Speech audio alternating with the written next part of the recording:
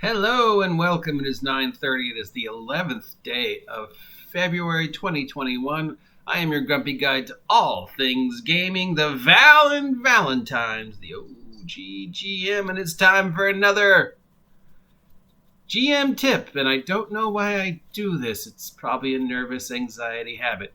Or I'm an evil mastermind. Yeah, probably. Okay, so GM tips. So since the last two GM tips were NPC related, let's continue on the NPC train and see how far we can take it. Now, one of the most important and sometimes sort of glossed over concept of NPCs is keeping them alive and not making them so interesting that they become the focal point of your game. And that's two separate topics, but they sort of go together. So let's just start with the fact that the city should be safe. And where the NPCs are should be safe. And nothing ever bad should happen to the NPCs in the city unless it directly is a part of the plot. Other than that, the city should be safe. And everything outside the walls of the city is constantly a threat to the city, and it's the player character's job to keep the city safe. Now, if the player characters start threatening, harming, killing NPCs in the town for no reason whatsoever other than it's fun and I'm a fucking murder hobo, then that makes them no better than the monsters outside.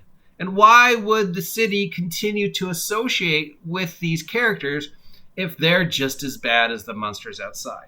Now, there's a lot of different ways you could keep the NPCs alive. You could make them more powerful than the player characters. That's one that I've ran into more than a few times. That's one you often see at MMOs, which is always like, why? Like, World of Warcraft. Like the very first thing in the human starting area, a guy in a tank is telling you to go kill a couple wolves. Dude, you have a tank. I'm wearing a t-shirt and armed with a stick. You kill the wolves. I'll stand here and guard this door. So that's one you often see in MMOs. Very powerful individuals telling the lesser powerful player characters to do things that are usually often inane, like gardening or killing wolves or escorting a dude. It's like, you can do it yourself. And that's something that could carry over to your game. How do I prevent my players from killing my NPCs? Make all my NPCs fucking dangerous, so the player characters don't kill them. Of course, that could inspire the player characters to want to kill them even more, because now they want their stuff. And this goes to the don't make your NPCs so interesting that they become the focal point of your adventure. Because I have played in campaigns where every NPC was an epic level superhero anime dude. It was obvious that the DM was in love with his world and in love with his NPCs to the point where the NPCs became more important with the player characters.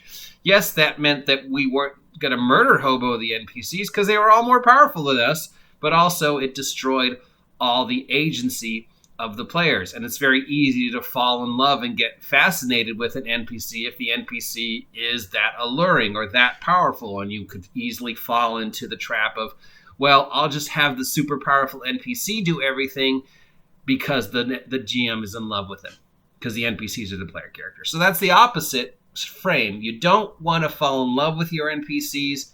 You don't want to make them so interesting that the player characters fall in love with them, and you don't want to make them so powerful that they overshadow the player characters. The player characters should be the most important individuals in the story, and part of their job is to keep the NPCs alive. So we can't make them more powerful. Another one that I saw in one game was that make all the NPCs undead. That would be very rare in a very weird world, but it could, explain why the player characters can't kill them. Can't kill me, I'm already dead. But that's just, no. So basically, how do you prevent player characters from killing your NPCs? Because anything could set them off. I remember one game where I was running where an NPC was trying to sell a player character a mount. And of course, he was being a very, I think you'd be better off if you bought one of my mounts. And for some reason, the player character just cuts his head off. And I'm like, okay, he's a first level dude with like 4 hit points. I'm pretty sure you hit him, and I'm pretty sure your basic damage kills him. Why did you kill him? He was annoying me. Okay, so every time you walk in a store, if a clerk is trying to do his job and get you to buy something because he works on commission, you're just going to kill them because they're annoying? No, the dude was doing his job. He's trying to get you to buy a horse because he works on commission. He doesn't make any money if you don't buy his horse. That's no reason to kill him. Jeez, just walk away. But it's very easy to take the frustration out on NPCs. So one of the ways to prevent that is don't make NPCs worth any experience. Make there be a real, tangible response to player characters and killing NPCs. Like, unlike in video games, if you kill an NPC, he's not going to be there when you come back. You can't reload the role-playing game and have that guy be back because now you decided you need him. That guy's gone. Anything he would have contributed to the world is gone. His store is now empty, which means unless you're planning on stealing the store, he can't sell you his stuff. He can't get more stuff. Oh, you need more horseshoes? You killed the blacksmith, so I can't give you more horseshoes. You need more healing potions? You killed the alchemist. I can't give you more healing potions until somebody else takes over that job. Plus, everybody else in the town is now kind of pissed at you. You killed somebody for no reason whatsoever. What are they going to do? Well, they could start responding in kind.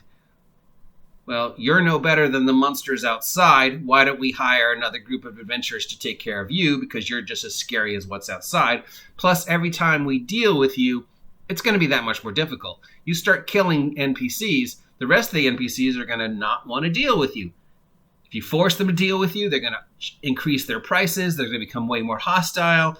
They're not, the guards are always going to be after you. I remember one game I played in a long time ago where an NPC that survived the player characters killing his friends started going ahead and putting wanted posters out for the player characters. So every time we got to a town, there was wanted posters. Bounty hunters, sheriffs, other individuals started coming after us because we were seen as murderers, and our reputations continued to go down. Every time we dealt with, people, they charged us more money. They were far more hostile. They didn't want to deal with us. They would close their doors because we were now seen as no better than the monsters outside the gates. It all comes back down to our opening premise. Everything inside the walls of the city should be safe. The NPCs should be safe from the player characters.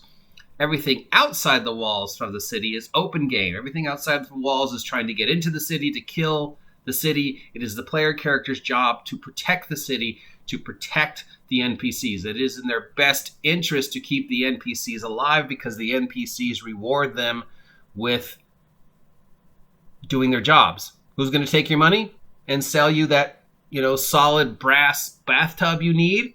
An NPC. You kill an NPC, he can't sell you that solid brass bathtub. You build up a good reputation with the NPC and you repeatedly do business with him, chances are when you come back, he's going to offer you discounts. He's going to, say, hey, I got this rare shipment of weird glowing swords in I don't know what to do with. You want to take a look at them? You increase that reputation, you increase that relationship, the NPCs are more willing to work with you. You start murdering and killing the NPCs and treating them like shit, just like in real life, they're not going to want to deal with you. And when they do deal with you, it's going to be bare bones and very hostile. And they're going to try and get away from you as quickly as possible. Plus, there are ramifications for killing people in town, in any world, especially in D&D, because now they're going to see you as bad as the monsters outside, which means wanted posters, bounty hunters, the city starting to hire NPC adventurers, the more powerful NPCs coming after. It is a net gain loss to murder the NPCs. And they don't come back, which means eventually you're just going to have a world filled with empty buildings. which is just sad. So keep your NPCs alive. They're people too.